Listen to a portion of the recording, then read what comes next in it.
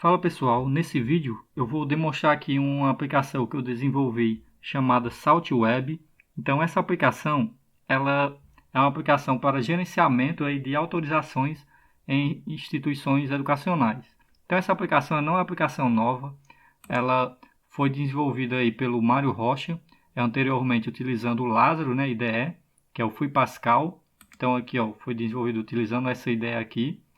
É uma ideia muito boa para desenvolver, só que as aplicações elas funcionam de modo desktop, né? Ela fica no computador e não tem como eu disponibilizar para várias pessoas ao mesmo tempo, a não ser se eu usar um compartilhamento aí de computador utilizando o VNC ou algo do tipo. Então, utilizando dessas tecnologias mais novas, como Angular e Spring Boot, eu consigo disponibilizar essa aplicação de forma distribuída, né? Uma aplicação via web e facilita mais para estar adicionando esses dados, né, e estar gerando essas informações. Então o SaltWeb ele tem aqui a funcionalidade dele de ser duas partes, né, o back-end e o front-end. O back-end ela foi desenvolvida em Angular, aplicação Angular atualmente na versão 14, e utilizando aqui o Material UI, né, o Angular Material UI, para colocar aqui os componentes, os botões, né, toda essa parte de interface. Então, além disso, além do front-end ter essa parte aí de interface e componentização, eu utilizei um banco de dados local, né, o banco de dados embutidos no navegadores. Esse banco de dados é o IndexDB, né, se você pressionar aí Ctrl Shift I e vir aqui em aplicação, você consegue ver o banco de dados aqui em IndexDB. E para facilitar o uso desse IndexDB, eu utilizei a biblioteca Dix.js. Então ela facilita mais na hora de estar preenchendo esse banco. Então essa aplicação aqui está disponível no meu GitHub. Então a parte aqui do SaltWeb App, a parte do front-end, né, feito em Angular, Angular Material UI e também o Dist.js para acesso a esse banco de dados IndexDB. E também temos aqui a aplicação SaltWeb API, que é uma aplicação desenvolvida em Spring Boot, né? Essa aplicação Spring Boot ela utiliza aí o módulo do Spring Security para autenticação e autorização, né? Criação de papéis e definir quem pode acessar determinado módulo ou não. Então aqui está o site aqui do Spring Boot. E essa aplicação também se utiliza de token JWT para prover uma segurança maior, né? E não estar passando a senha diretamente em toda a requisição. Então, como eu disse, essa aplicação aqui está disponível no GitHub, nos repositórios aqui, você pode acessar e caso você queira estudar o código. Então eu vou demonstrar aqui como funciona essa aplicação.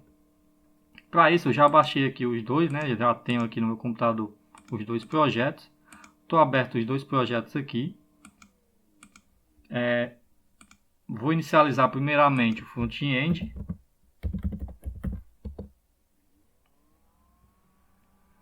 Então quando você utiliza aqui o Angular, né? Utilizando o ng-serve, ele vai ficar disponível nesse localhost 2.4200. É claro que pode mudar, mas eu deixei nessa opção. Eu também aqui testei utilizando o Firebase e o GitPage, então está hospedado lá também, só para demonstrar, né?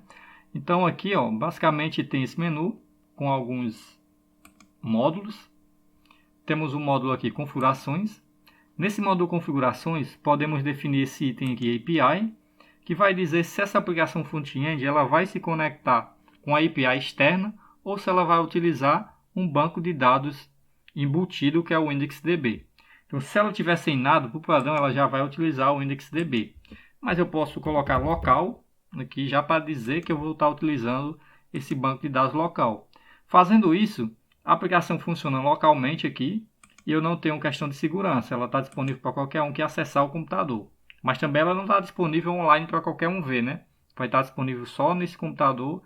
E se você acessar, por exemplo, a versão web do que eu hospedei no Firebase, vai estar disponível ainda no seu computador. Apesar que você acessa uma aplicação externa, os dados são inseridos só no seu navegador.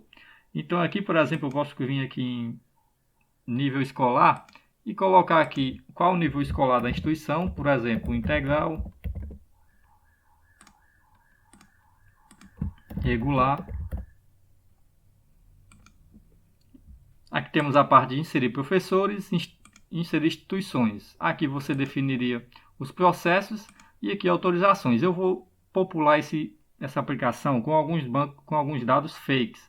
Para isso eu posso vir aqui em configurações e temos essa parte de restore e backup. Essa parte aqui só funciona para esse banco de dados embutidos.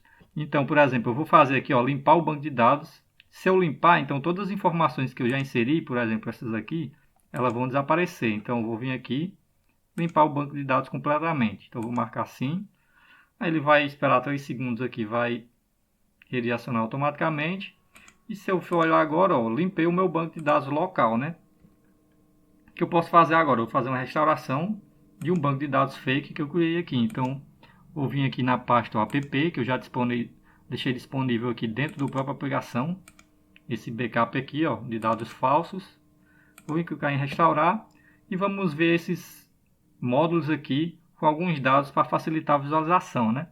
Então veja que aqui, eu tenho uma parte de relatório onde você consegue inserir imagem de cabeçalho, 2 imagens do topo, certo?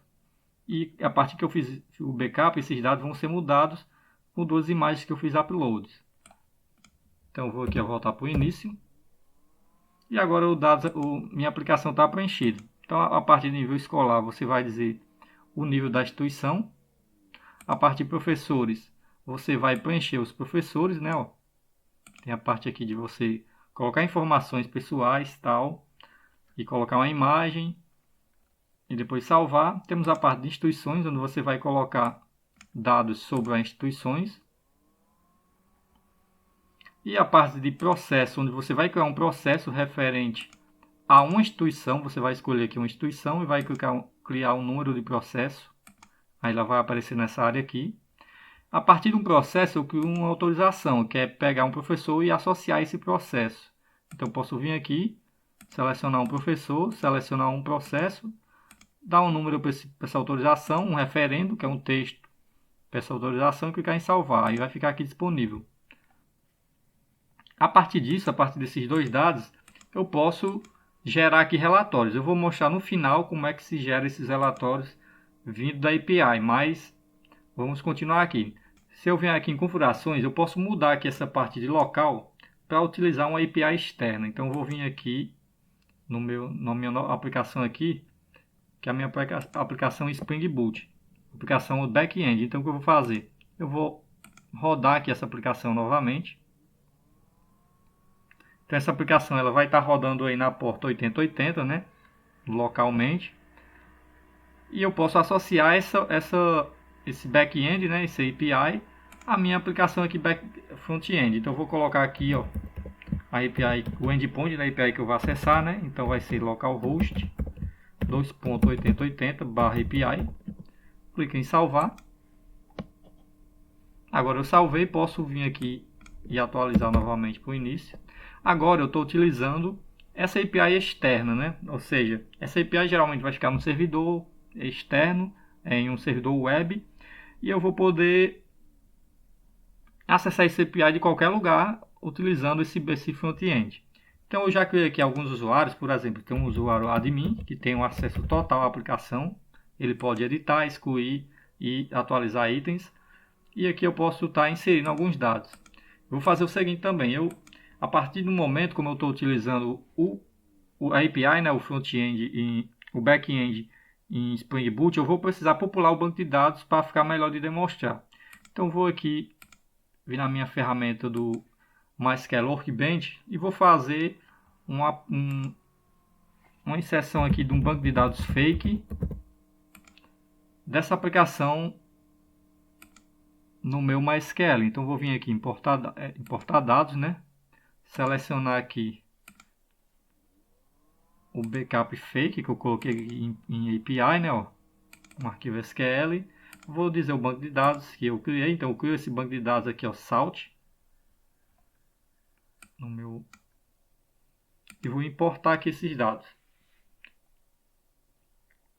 Então eu tendo esse banco de dados Salt, a minha aplicação MySQL, né? Rodando aqui, eu posso rodar na minha API, porque as configurações as configurações aqui da application, estou indicando aqui a URL que vai utilizar esse banco de dados. Então já fiz aqui a importação dos dados, posso fechar. E se eu vier agora e atualizar aqui, ó, vier aqui, os dados já estão fictícios inseridos. Então veja só. Como eu disse, essa parte aqui de relatório, eu posso adicionar imagem. Então, se eu vier aqui, por exemplo, que seria uma imagem, eu vou estar fazendo o upload dessas imagens que vão ficar no cabeçalho. Posso inserir as duas, clicar em salvar. E agora vamos ver essa parte aqui de processo e autorização. A parte de autorização, nós podemos gerar relatórios aqui, clicando nesse botão aqui, gerar relatório. Ele vai gerar um relatório em PDF, né? Esse relatório foi gerado com o JS-PDF, ele é renderizado aqui no próprio browser. E ele vai preencher esse documento aqui, que é uma autorização temporária para o professor fazer o magistério em determinada instituição. Então, você viu aqui a parte de gerar relatório individual. Temos também a parte de processo aqui, que podemos gerar relatórios por processo, né? Ou seja, vai aparecer todos os professores aqui. Eu vou deixar isso aqui para o final, porque eu estou vendo aqui que na gravação ele fica... Quando ele gera o PDF, o gravador aqui ele dá um bug e começa a piscar. Então, eu vou deixar aqui para o final para mostrar como é que ele vai gerar o processo por completo. Vamos ver antes aqui a questão de autorização. Então, eu estou aqui com o usuário administrador. Então, eu vou sair aqui e vou utilizar o usuário view, que é o usuário que só tem permissão de visualizar. Então, com esse usuário, se eu vier aqui em professor e tentar deletar esse usuário, eu não vou conseguir. Ó. Eu também não vou ter permissão de editar nada. Então, se eu mudar aqui alguns dados e tentar salvar, eu não vou ter permissão de salvar.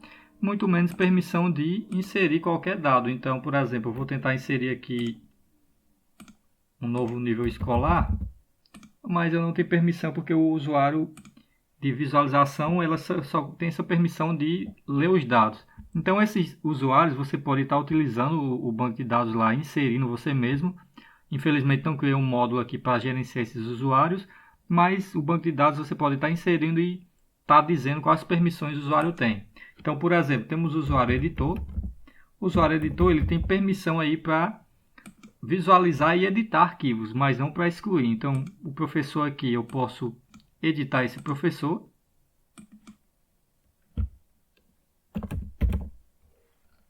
Então, se eu clicar em salvar, eu editei aqui, mas, no entanto, eu não tenho permissão para excluir ele. Então, agora vamos ver a parte aqui do gerar relatório. Então, clicando aqui em relatório, eu posso gerar um relatório completo aqui por processo de todos os professores pertencentes àquele processo.